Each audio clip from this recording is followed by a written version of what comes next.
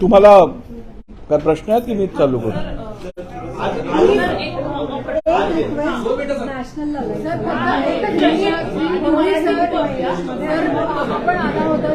कोर्टाने निकाल देऊन आता साधारण 1 आठवडा होत आहे. आज तुम्ही देखील अधिकाऱ्यांबरोबर एक प्राथमिक बैठक घेतलेली आहे. काय पुढे अध्यक्ष म्हणून आपण पुढे कशा पद्धतीने जाणार आहात? मान्य सर्वोच्च न्यायालयाने ह्या ज्या याचिकावर सुनावणी पूर्ण झालेली आणि निकाल ज्याची सर्वजण वाट पाहत होते तो निकाल आता दिलेला आहे. आणि मी सर्वप्रथम सर्वोच्च न्यायालयाचं अभिनंदन करू इच्छितो की त्यांनी संविधानिक शिस्त कायम ठेवत हा निर्णय दिलेला आहे. आपल्या सर्वांना माहीत आहे की भारताच्या संविधानामध्ये कार्यकारी मंडळ म्हणजेच एक्झिक्युटिव्ह, लेजिस्लेचर म्हणजेच विधिमंडळ आणि न्यायमंडळ म्हणजे ज्युडिशरी या तिघांनाही आपापल्या कार्यक्षेत्रात राहून आपापल्या दिलेल्या जबाबदाऱ्या पार पडण्याची मॅन्डेट हे संविधानाने दिलेलं आहे. आणि त्याचा आदर राखत अध्यक्षांचे अधिकार हे अबाधित ठेवत या याचिकांविषयीचा निर्णय घ्यायच्या संदर्भातले अधिकार हे संपूर्णपणे अध्यक्षांचेच आहेत. ह्याला शिक्कामोर्तब करत सुप्रीम कोर्टाने हा जो निर्णय घेतलेला आहे त्याचं मी स्वागत करतो. नंबर 2, हा निर्णय घेतल्यानंतर अध्यक्षांवर जी जबाबदारी आहे ती जबाबदारी पार पाडत असताना विधानसभा अध्यक्ष म्हणून मी ह्या याचिका ठरवण्यात कोणताही विलंब किंवा उशीर कारणाशिवाय उशीर लावणार नाही असं सांगत असताना लवकरात लवकर आपण ह्या याचिकांवरती निर्णय घेऊ. परंतु लवकरात लवकर निर्णय घेत असताना कुठच्याही प्रकारची घाईही आपण करणार नाही हे पण मी स्पष्टपणे नमूद करू इच्छितो. आपल्या सर्वांना माहीत आहे सर्वोच्च न्यायालयाने जो निकाल दिला आहे त्यात नेमकी 2022 जून जुलैमध्ये राजकीय पक्ष हा कोणता गट रिप्रेझेंट करत होता, राजकीय पक्ष हा नेमका कोणता गट होता या संदर्भातला सर्वप्रथम निर्णय घेण्यास सांगितलेला आहे. आणि राजकीय गट कोणता आहे हे निश्चित केल्यानंतर त्या राजकीय गटाची भूमिका काय होती, त्यांची इच्छा काय होती, प्रतोद कोणी व्हावं, गटनेता कोणी व्हावं या संदर्भातला आपण जो निर्णय आहे त्याला रेकग्निशन देऊ. आणि ते झाल्यानंतर प्रत्येक याचिकेवरती आपण सुनावणी घेऊ. माझ्याकडे जवळजवळ 5 प्रामुख्याने याचिका सादर झालेल्या आहेत. या 5 याचिकांमध्ये जवळजवळ 54 आमदारांवरती या याचिकात त्यांना पार्टी केलं गेलं आहे. त्याचप्रमाणे या याचिकांवरती सुनावणी घेत असताना आपल्याला नैसर्गिक न्याय प्रिन्सिपल्स ऑफ नॅचरल जस्टिसचं संपूर्णपणे पालन करायला लागणार आहे. हे करत असताना आपल्याला सीपीसीच्या ज्या प्रोव्हिजन्स आहेत त्या सगळ्या लागू करायला लागणार आहेत. आणि त्यामुळे ही संपूर्ण प्रक्रिया पूर्ण केल्यानंतरच आपण या संदर्भातला पूर्ण निर्णय देऊ शकू. पण काय शिवसेनेने एक निवेदन दिलेलं आहे, त्यांनी सुप्रीम कोर्टाची प्रत दिलेली आहे. त्यांचं म्हणणं आहे की मणिपूरच्या प्रकरणात पण 90 दिवस जे आहे त्या 90 दिवसामध्ये प्रकरण ठरवलं होतं. आपल्याला एकदा शिवसेनेचं हे निवेदन आलंय का आणि आपण त्यावर काय? आतापर्यंत माझ्याकडे कोणतंही निवेदन आलेलं नाहीये. परंतु मी आपल्याला सांगू इच्छितो की रिझनेबल टाइम हा प्रत्येक केससाठी वेगळा असतो. प्रत्येक केसच्या फॅक्ट्सवरती हा निर्णय रिझनेबल टाइमचं डेफिनेशन होतं. त्यामुळे जो नियम एका केससाठी रिझनेबल असेल तोच वेळ दुसऱ्या केससाठी रिझनेबल आहे की नाही हे खरं तर एक डिबेटेबल प्रश्न आहे. आणि त्यामुळे आपल्याला सांगितल्याप्रमाणे या निर्णय घेताना आपण कुठच्याही प्रकारची दिरंगाई उशीर करणार नाही आहोत, पण घाई करणार नाही आहोत. कारण यातून मिसकॅरेज ऑफ जस्टिस जर झालं तर त्याचे परिणाम संसदीय लोकशाहीसाठी हे अत्यंत घातक होतील. त्यामुळे ही जबाबदारी लक्षात घेऊन आपल्याला संपूर्ण प्रोसिजर रूल्सचं पालन करूनच निर्णय घ्यायला लागेल. तुम्ही आजच्या बैठकीमध्ये काय टाइम फ्रेम ठरवलाय का सर? एक मिनिट आजच्या बैठकीमध्ये काय टाइम फ्रेम ठरवलाय का तुम्ही? असणार आहे नाही, कारण मी आपण आज- जर आपण बघितलं तर तो वर्षभर असेल तर लगेच निवडणुका लागू शकते. नाही बघा, रिझनेबल टाइम म्हणजे ही सगळी प्रक्रिया पूर्ण करण्यासाठी जेवढा वेळ लागतो तो रिझनेबल टाइम असेल. आता राजकीय पक्ष नेमकं कोण आहे हे ठरवण्यासाठी इलेक्शन कमिशनला 3-6 महिने लागलेत. हा पिटिशनचा निर्णय द्यायला पण कोर्टाला 10 महिने लागलेत. आपण त्यावेळेला असं म्हणालो नाहीत की घाई करून निर्णय द्या 2 महिन्यात. त्यामुळे मी आपल्याला आश्वासित करू इच्छितो की हा निर्णय मी लवकरात लवकर घेईन, परंतु हा निर्णय घेताना संविधानात दिलेल्या प्रत्येक तरतुदी, त्याचप्रमाणे disqualification of members on the ground of defection rules, यात दिलेल्या सगळ्या प्रोव्हिजन्स आणि सुप्रीम कोर्टाने दिलेल्या गाईडलाईन्स, या सगळ्यांचा वापर करून विचार करून यांच्या आधारावरतीच आपण पुढचा निर्णय घेऊ. हा निर्णय संपूर्ण सांगायची गरजही नाही. हा पूर्ण निर्णय जो आहे तो संपूर्णपणे इम्पार्शियल निर्णय असेल, निपक्ष असा निर्णय असेल. त्यामुळे या संदर्भातली चिंता कोणीही मनात बाळगू नये. जो निर्णय येईल तो नियमानुसार आणि घटनेनुसारच असेल. बिहार राज्यामध्ये असाच निर्णय देण्यात आला होता आणि निवडणुकीच्या जवळपास 2 महिने आधीच डिस्क्वालिफिकेशन करण्यात आला होता. बिहार राज्याची स्टडी करून तसाच निर्णय आपण पण करणार आहे की निवडणुकीच्या जवळच आपण डिस्क्वालिफिकेशन करणार? नाही, तर मला वाटतं अशा प्रश्नाचं काय उत्तर देणार. मी तुम्हाला आत्ताच सांगितलं की जेवढा वेळ कमीत कमी वेळ लागेल तेवढ्या वेळात आपण निर्णय देऊ. आता जर ह्याच्यात राजकीय हेतू आरोप करायचे असतील तर त्याला काय मी थांबवू शकत नाही, पण मी माझी भूमिका आपल्यासमोर स्पष्ट केलेली आहे. सर, याआधी इतिहासामध्ये अरुण गुजराती जेव्हा विधानसभा अध्यक्ष होते तेव्हा त्यांनी काही आमदारांचं डिस्क्वालिफिकेशन अपात्रतेचा निर्णय आधी घेतला होता. त्याचा कितपत आपल्याला यासाठी रेफरन्ससाठी होईल आणि केव्हाच्या नाही काळात? बघा, अपात्रते संदर्भातला निकाल जो असतो, निर्णय जो असतो, तो केस टू केस फॅक्ट्सवरती अवलंबून असतो. त्या याचिकांमध्ये केलेले जे आरोप होते त्यात तथ्य किती होतं हे मला कल्पना नाही. तसंच या याचिकांमधले केलेले आरोप हे शेड्यूल 10 सूची 10 मधील पॅराग्राफ 2 मध्ये दिलेल्या निकषात बसतात का, ह्याला आपल्याला तपासून बघायला लागेल. आणि ते सगळं करण्याआधी आपल्याला माहित आहे मूळ मुद्दा कुठे आहे. मूळ मुद्दा ह्याच्यात आहे की आता राजकीय पक्ष याला प्राधान्य द्यायचं आहे. आपल्याला राजकीय पक्षाची इच्छा काय होती, कोणी व्हिप बनावं, कोणी लीडर बनावं, या इच्छेचा विचार करूनच आपल्याला निर्णय द्यायचा आहे. त्यामुळे 2022 जुलैमध्ये राजकीय पक्ष नेमका कोणता गट रिप्रेझेंट करत होता इथून सुरुवात करायची आहे. यापूर्वी जे विधानसभेत मी घेतले असलेले निर्णय असतील अथवा माझ्या आधी पीठासीन अधिकाऱ्यांनी जे घेतलेले निर्णय असतील ते विधिमंडळातील बहुतांश आमदार बहुमतांनी जी निवड करत होते त्या व्यक्तीस आपण प्रतोदानी गटनेता म्हणून ओळखत होतो. परंतु आता कोर्टाने सांगितलं केवळ लेजिस्लेचर पार्टीची इच्छा नव्हे तर प्राधान्यक्रमावरती आपल्याला पॉलिटिकल पार्टीचा विचार काय होता ह्याचं मत घेऊनच निर्णय करायला लागेल. त्यामुळे पॉलिटिकल पार्टी ही जरी इलेक्शन कमिशन ऑफ इंडियाने आज ठरवली असेल की एकनाथ शिंदे साहेबांचा गट जो आहे तीच ओरिजिनल शिवसेना पॉलिटिकल पार्टी आहे, तो निर्णय हा प्रोस्पेक्टिव्ह आहे, तो रेट्रोस्पेक्टिव्ह नाहीये. आणि त्यामुळे जुलैमध्ये काय परिस्थिती होती ह्याचं आकलन आणि ह्याचा निर्णय हा अध्यक्षांनी घ्यायचा आहे असं सुप्रीम कोर्टाने नमूद केलेलं आहे.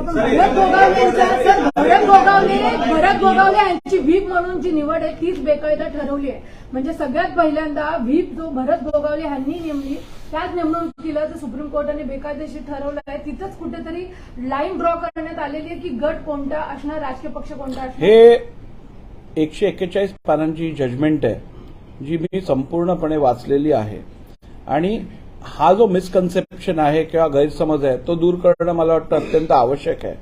कोर्टाने आपल्या निर्णयात असं सांगितलंय की भरत गोगावलेंची निवड ज्याला आपण मान्यता दिलेली ती निवड ही राजकीय पक्षांनी केलेली निवड आहे का या संदर्भातली खातरजमा केली नसल्यामुळे ती निवड इल्लीगल किंवा नियमबाह्य आपलं कायदाबाह्य आहे असं कोर्टाने ठरवलेलं आहे. परंतु जर का आपण पूर्ण इन्क्वायरी करून ह्या निकषावरती आलो की राजकीय पक्ष यांची निवड भरत गोगावलेच होती, तर मग भरत गोगावलेंना परत रिइन्स्टेट करण्यापासून कोर्टाने आपल्यावर कुठचंही बंधन टाकलेलं नाहीये.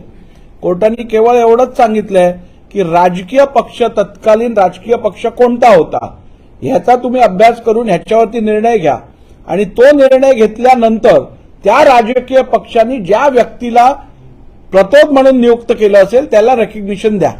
त्यांनी असं मुळीच सांगितलं नाहीये की तुम्ही इन्क्वायरी केल्यानंतर तरीही जर भरत गोगावलेच त्या राजकीय पक्षाचे रिप्रेझेंटेटिव्ह किंवा नॉमिनी असतील तरीही त्यांना तुम्ही अपॉइंट करू नका असं म्हटलं नाहीये. त्यांनी म्हटलंय की आपण व्यवस्थित या संदर्भातली इन्क्वायरी करून पॉलिटिकल पार्टी कोणती आहे ह्याच्यावरती निर्णय पहिली घ्या, आणि त्या पॉलिटिकल पार्टीच्या डिझायर प्रमाणे, इच्छेनुसार आपण व्हिप रेकग्नाइज करा. सर, सर्वोच्च न्यायालयामध्ये जे अधिकार आहेत ते मोठ्या खंडपीठाकडे पाठवलेले आहेत, याचा तुमच्या निर्णयावर किंवा कालावधीवर काही परिणाम होईल का? नाही, काय प्रश्न आहे? रेबिया जे प्रकरण आहे त्याच्यातले नबम रेबियाचा जो प्रश्न आहे, नबम रेबियामध्ये या विषया जो लार्जर बेंचकडे रेफर केलेला प्रश्न आहे.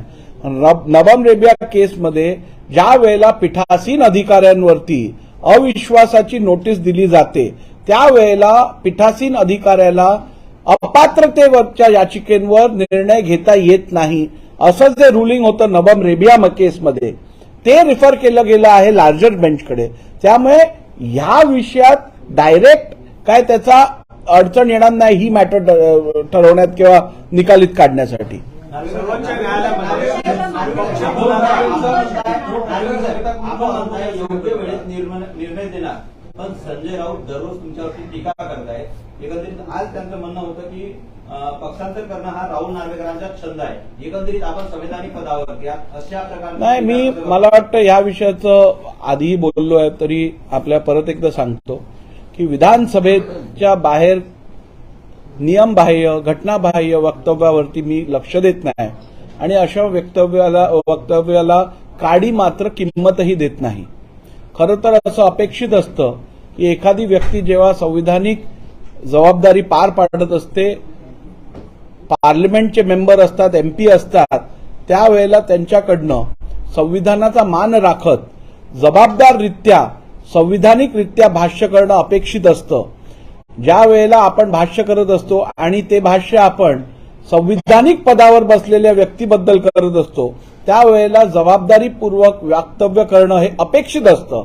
पण मला वाटतं अशी अपेक्षा काही लोकांकडनं ठेवणं व्यर्थ आहे, आणि त्यामुळे अशा लोकांना इग्नोर करणं किंवा त्यांनी दिलेल्या भाष्याला महत्व न देणं हे लोकशाही आणि आपल्या एकूण कॉन्स्टिट्युशनल फंक्शनिंगसाठी महत्वाचं उपयोगी पडेल. निवडणूक आयोगामध्ये मी आपल्याला सांगितल्याप्रमाणे कुठच्याही दबावाखाली येऊन कधीच काम केलेलं नाहीये आणि यापुढेही दबावाखाली येऊन काम करणार नाही. ज्या लोकांना असं वाटत असेल की अध्यक्षांवर वैयक्तिक टीका करून अथवा अध्यक्षांना धमक्या देऊन आपण त्यांच्याकडनं आपल्याला पाहिजे तसा निर्णय घेऊ, तर तसं वाटल्यानं ज्या लोकांना वाटतं त्यांना मी आपल्यामार्फत सांगू इच्छितो की ही त्यांच्या आयुष्यातली सर्वात मोठा गैरसमज असेल. अध्यक्ष कधीही दबावाखाली निर्णय घेणार नाहीत. निवडणूक आयोगामध्ये निकाल जरी एकनाथ शिंदे यांच्या बाबत पक्ष तर दिला असेल, परंतु सर्वोच्च न्यायालयामध्ये हा निकाल बाजू आहे की पक्ष कोणाचा. पक्ष काल ज्याप्रमाणे सुनावणी झाली त्याच्यामध्ये एक स्पष्ट करण्यात आलं होतं की उद्धव ठाकरे राजीनामा जर दिला नसेल तर त्यांना आम्ही परत मुख्यमंत्री करता आलं असतं. या माध्यमातून आणि व्हीप बाबतही त्यांनी हे केलं. या माध्यमातून जर सर्वोच्च न्यायालयाचं ते नोटीस निवडणूक आयोगाकडे दाखल केलं आणि त्यांनी म्हटलं आहे की तोच उद्धव ठाकरेंचा पक्ष आहे, तर त्यानंतर मात्र डिस्क्वालिफिकेशनच्या कारवाईवर काही प्रभाव पडेल असं वाटतं? नाही, डिस्क्वालिफिकेशनची कारवाई या संदर्भातले निर्णय हे अध्यक्षांनी घ्यायचे आहेत. एकूण राजकीय पक्ष कोणता होता त्यावेळेला हा पण निर्णय अध्यक्षांनीच घ्यायचा आहे. मी ह्याच्यातली तुम्हाला सिक्वेन्स सांगितलेला आहे की सर्वप्रथम राजकीय पक्ष त्यावेळेला कोण रिप्रेझेंट करत होतं यावरती मी निर्णय घेणार आहे. तो निर्णय झाल्यानंतर त्या राजकीय पक्षांनी कोणाला व्हिप म्हणून अपॉइंट केलं त्याला रेकग्निशन मी परत देणार आहे.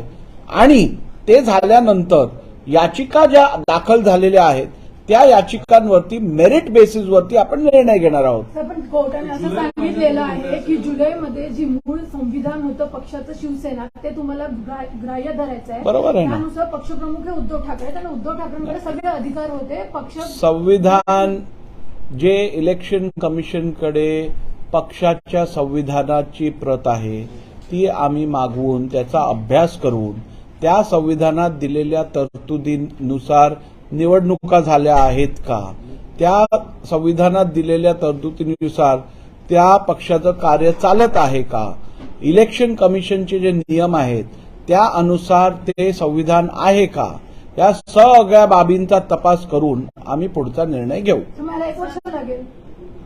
तुमच्याकडे काय वेळ स्पॅनचा नेमका काय अंदाज असेल, वेळपत्रिका तुम्ही द्या, त्याच्याप्रमाणे चालायचा प्रयत्न करू. नाही, नाही, निकष विचारात घेतले जातात सर, पक्षाला मान्यता देताना. नाही, निकष असे सुप्रीम कोर्टाने तर 3-4 निकष दिलेले आहेत की कॉन्स्टिट्यूशन पक्षाचं जे आहे त्याचा विचार करायला पाहिजे.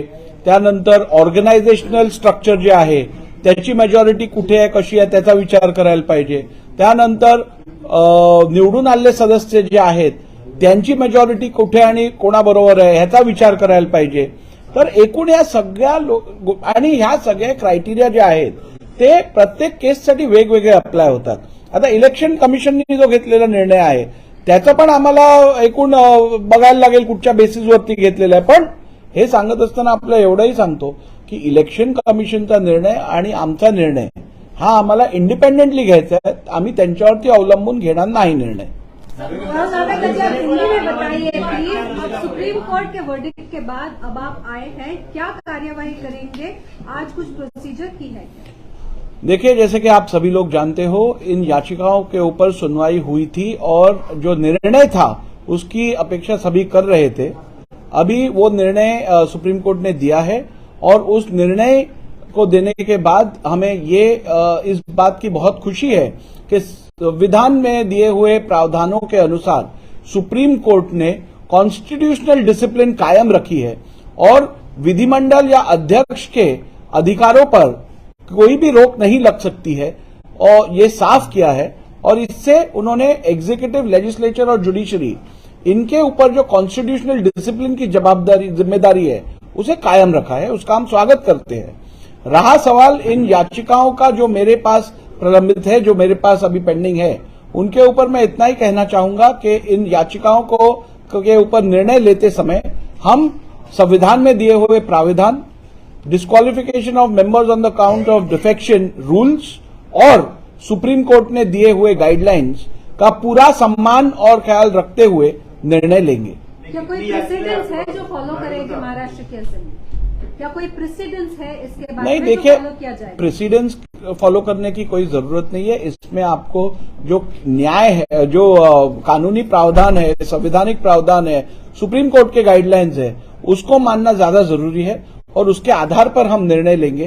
प्रेसिडेंस हर केस के लिए अलग रहते हैं, फैक्ट्स हर केस के अलग रहते हैं और इसीलिए जो नियम और जो कानून है और संवैधानिक प्रावधान है उसको ध्यान में रखते हुए हमें निर्णय लेना पड़ेगा. लगातार ये मांग की जा रही है कि इसका निर्णय जल्द से जल्द लिया जाए. उद्धव ठाकरे ने प्रेस लेकर भी कहा और कल उनके ग्रुप ने निवेदन भी दिया. देखिए, ये हमारा प्रयास रहेगा कि इस विषय का निर्णय हम जल्द से जल्द लें, लेकिन ये कहते हुए मुझे यह भी कहना पड़ेगा कि हम जल्द से जल्द लेने की कोशिश जरूर करेंगे, मगर इसमें कोई भी जल्दबाजी नहीं करेंगे. क्योंकि जैसे आप सभी लोग जानते हो, जूरिस्प्रूडेंस का कार्डिनल प्रिंसिपल है justice hurried is justice buried, justice delayed is justice denied. तो ना हम हरी करेंगे ना हम डिले करेंगे. सभी हमारे जो प्रावधान है, संवैधानिक प्रावधान है, उनके ऊपर ध्यान रखकर हमें निर्णय लेंगे. आप सब जानते हो, ये सर्वप्रथम तो हमें यह तय करना है कि राजकीय पक्ष कौन सा है, कौन सा गुट राजकीय पक्ष रिप्रेजेंट कर रहा था 2022 जुलाई में, और वो होने के बाद हमें यह तय करना पड़ेगा कि जो उस पक्ष की, राजकीय पक्ष की इच्छा थी उसके अनुसार व्हिप अपॉइंट किया गया है क्या, फिर उसे रिकॉग्नाइज करना पड़ेगा. और उसके बाद हमें हर एक पिटीशन के मेरिट्स में जाकर, हर एक पिटीशन का मेरिट देखकर हमें निर्णय लेना पड़ेगा. सीपीसी के सभी रूल्स इन पिटिशन को लागू होते हैं, एविडेंस लीड करेंगे, एविडेंस लीड करने की अपॉर्चुनिटी देनी पड़ेगी हमें। इसमें cross examination, examination in chief, verification, sub process follow करना पड़ेगा। तो इन सब प्रोसेस को फॉलो करके जल्दी से जल्दी, जितना जल्दी हो उतना जल्दी हम ये फैसला लेंगे, बिना कोई जल्दबाजी किए।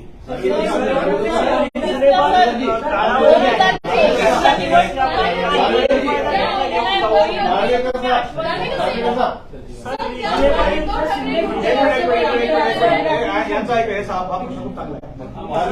सर, रिजनेबल कालावधीची व्याख्या असल्यामुळे एक संदेश बताइए कि आपके पास कितनी याचिकाएं हैं और कितने लोगों को अपनी पार्टी बनाया है? लगभग टाइम की डेफिनेशन आपको बता दी। लगभग 54 विधायकों में को इसमें पार्टी किया गया है। मेरे पास 5 से अधिक याचिकाएं दाखिल है और इसीलिए इन सब के ऊपर, मेरिट्स के ऊपर हमको निर्णय लेना पड़ेगा। रीजनेबल टाइम जो आप बोल रहे हैं वो इस समय मैं आपको बता नहीं सकता, क्योंकि प्रोसेस फॉलो करके इन सब को नोटिस देकर उनकी प्रिंसिपल्स ऑफ नेचुरल जस्टिस और नैसर्गिक न्याय के तत्वों के ऊपर उनकी बात हमें सुननी पड़ेगी, उसके बाद हम फैसला लेंगे। सर, रिजनेबल कालावधीची व्याख्याच नसल्यामुळे याचा गैरफायदा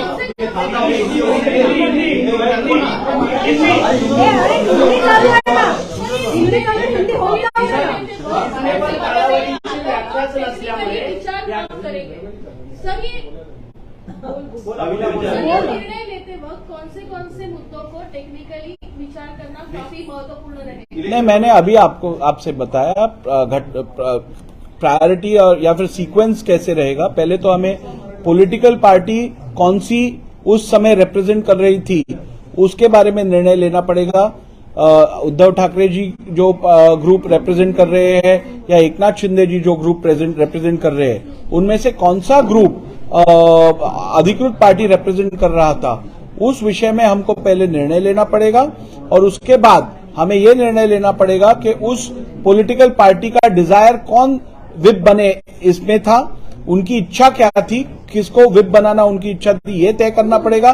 विप रिकॉग्नाइज करने के बाद हर याचिकाओं के ऊपर हमें निर्णय लेना पड़ेगा। ये निर्णय संविधान में दिए हुए सभी प्रावधानों को ध्यान में रखते हुए, उसके साथ ही disqualification of members on the grounds of defection rules जो है उसको ध्यान में रखते हुए और सुप्रीम कोर्ट की जो अभी गाइडलाइंस आई है उनका पूरा विचार करके ये निर्णय हम लेंगे। सीपीसी के सभी प्रोविजन इसमें एप्लीकेबल होंगे, जैसे मैंने अभी आपको बताया। सर, म्हणजे भरत गोगावले यांची नेमणूक करताना या सर्व गोष्टी आधी विचारात नव्हत्या घेतल्या, तेव्हा चूक झाली होती का?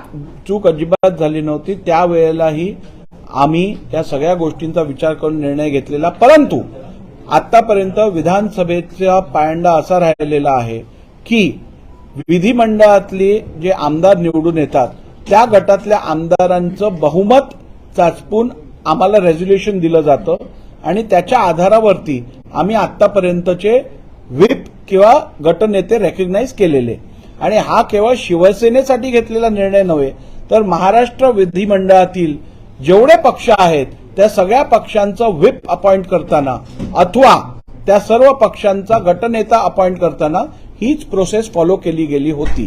त्यामुळे त्यावेळेला घेतलेला मी निर्णय ह्या प्रोसेसला धरूनच होता, त्यात कोणताही बदल केला नव्हता। आता सुप्रीम कोर्टाने असं सांगितलंय की आपण हा निर्णय घेत असताना निश्चितपणे राजकीय पक्षाची इच्छा काय होती ह्याचा विचार पण करणं अत्यंत आवश्यक आहे आणि त्या विचारानुसारच आपण रेकग्निशन द्यावं, आणि म्हणून आता आपण राजकीय पक्षासंदर्भातलाही निर्णय घेणार आहोत। ये उसके लिए क्या चुनाव आयोग से भी मदद मांगी जाएगी, अपने पास संविधान मंगाया जाएगा, क्या क्या किया जाएगा? नहीं, अभी मैंने आपको बताया कि चुनाव आयोग से जो संविधान लॉन्च किया गया है पार्टी का, उसको भी हम स्टडी करेंगे, उसके ऊपर भी हम पूरा विचार करके निर्णय लेंगे। सर, फडणवीस म्हणाले की आघाडीचा पोपट मेला आणि राऊत म्हणतात की शिंदेचा मेला, तुमच्या दृष्टीने कोणाचा पोपट मेलाय? मेल्या मारल्याची भाषा मी करत नाही आणि ऐकत नाही। मग पोपट जिवंत आहे की मेलाय? रिजनेबल कालावधी ते तुम्ही जाऊन पक्षी झू मध्ये जाऊन बघा जिवंत आहे मेला काय। 2024च्या निवडणुकीत की आधी तुम्ही हा निर्णय देणार असं आश्वासित करता का? मी हा निर्णय परत एकदा आपल्याला सांगतो, लवकरात लवकर देणार आहे, परंतु त्यात कोणतीही घाई करणार नाही, जेणेकरून मिसकॅरेज ऑफ जस्टिस होईल. आपल्यासाठी सर्वात महत्वाचं आहे भारताचं संविधान, आपल्यासाठी सर्वात महत्वाचं आहे भारतात असणारी लोकशाही, आणि लोकांचा विश्वास या लोकशाहीवर जर टिकवायचा असेल तर येणारे निर्णय हे नियमबाह्य नसायला पाहिजेत, घटनाबाह्य नसायला पाहिजेत, नियमानुसारच असायला पाहिजेत. सर, काल उपाध्यक्षांना निवेदन दिलं आहे शिवसेनेने, ते आपल्याकडे अजून आलेलं नाहीये किंवा त्याबाबत कारवाई होणार आहे की नाही? माझ्याकडे अजून कोणतंही निवेदन आलं नाहीये, पण जरी निवेदन आलं तरी मी आपल्याला सांगितल्यानुसार माझी भूमिका तीच राहणार आहे. मी विधानसभा अध्यक्ष म्हणून हे काम करत असताना, हा निर्णय घेत असताना निपक्षपणे आणि अगदी इम्पार्शली हा निर्णय घेईन एवढं मी आपल्याला आश्वासित करू इच्छितो. हे तर खरं सांगण्याचीही गरज नाही, परंतु आपल्या माध्यमातून महाराष्ट्रातल्या आणि देशातल्या सर्व नागरिकांना मी हे आश्वासित करतो, हा निर्णय नियमबाह्य नसेल, घटनाबाह्य नसेल आणि कुठचाही पक्षपात न करता हा निर्णय घेतला जाईल. जुलै महिन्याचा जो उल्लेख झालाय सगळ्यामध्ये, त्या महिन्यामध्ये पार्टीतलं स्प्लिट ऑलमोस्ट क्लिअर असं दिसत होतं जुलै महिन्यापासून. त्यानंतर पुढे सगळे 77 इलेक्ट. मला असं विचारायचं की आता येणाऱ्या काळात तुम्ही जे अभ्यास करणार त्या सगळ्यावरती, तो त्या जुलै महिन्याच्या अलीकडच्या गोष्टींचा कन्सिडरेशन असेल की हा चांगला प्रश्न आहे आणि याच्यावरती उत्तर देणंही आवश्यक आहे. आतापर्यंत ईसीआयनी जो निर्णय दिला, इलेक्शन कमिशन ऑफ इंडियानी जो निर्णय दिलेला आहे, तो निर्णय प्रॉस्पेक्टिव्ह आहे. म्हणजे ज्या दिवशी त्यांनी निर्णय दिला त्या दिवशीपासून पक्ष नेमकी कोण रिप्रेझेंट करतो हा प्रश्न उत्तरेत आलेला आहे. परंतु इलेक्शन कमिशनचा निर्णय हा कधी रेट्रोस्पेक्टिव्ह नसू शकतो, पाठच्या काळासाठी नसू शकतो, पुढच्या काळासाठी असतो. तर 2022 मध्ये ज्या वेळेला हे डिफेक्शनचे पिटिशन्स फाईल झाले त्यावेळेला पक्ष कोणाच्या कंट्रोलमध्ये होता किंवा पक्ष कोण रिप्रेझेंट करत होता हे समजून घेणं आवश्यक आहे, आणि तो निर्णय घेतल्यानंतरच आपल्या पुढचे निर्णय घेता येतील. म्हणून मी जो निर्णय देईन तो रेट्रोस्पेक्टिव्ह असेल, पाठच्या काळासाठी असेल, 2022 जुलैपासूनचा असेल.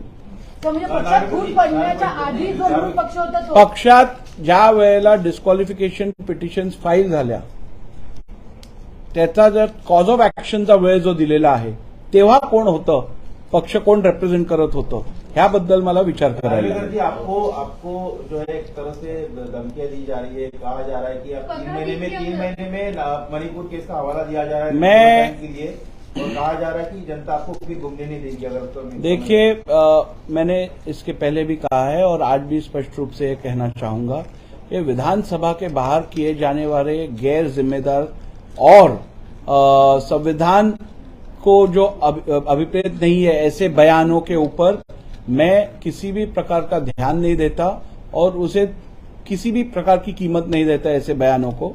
जिन लोगों को लगता है कि विधानसभा अध्यक्ष के ऊपर वैयक्तिक टिप्पणियां करके विधानसभा अध्यक्ष को धमकियां देकर उन पे दबाव डाला जा सकता है, तो मैं ये कहना चाहूंगा कि ऐसे दबाव के अंदर आकर मैं कभी काम नहीं करता हूं और ऐसे दबाव का मेरे ऊपर कोई परिणाम भी नहीं होता है.